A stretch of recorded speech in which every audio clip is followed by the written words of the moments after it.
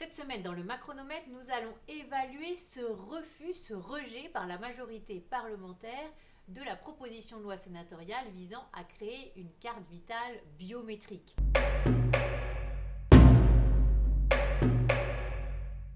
Alors, de quoi parle-t-on? Eh bien, évidemment, de lutter contre la fraude sociale. Ce sont des milliards tous les ans.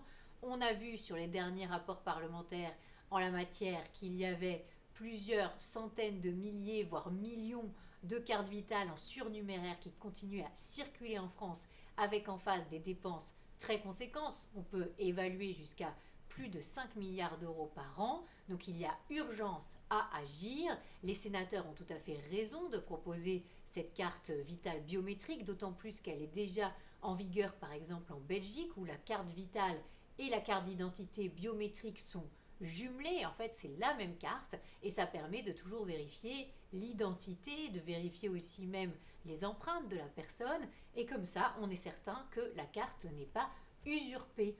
Alors, évidemment, le gouvernement a des arguments pour dire qu'il rejette cette proposition de loi. Argument numéro 1, il y aurait déjà une expérimentation pour une carte vitale dématérialisée, mais elle n'est pas vraiment biométrique. Et puis, en plus, pour l'instant, c'est seulement dans les Alpes-Maritimes et dans le Rhône.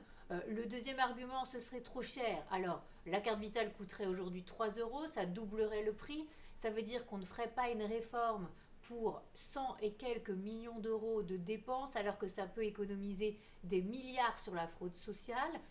Troisième argument, ce serait trop dangereux sur finalement l'utilisation des données personnelles et la protection de la vie privée. Alors on ne voit pas tellement pourquoi, dans la mesure où par exemple un passeport biométrique ne gêne personne, alors pourquoi une carte vitale qui serait biométrique gênerait quelqu'un?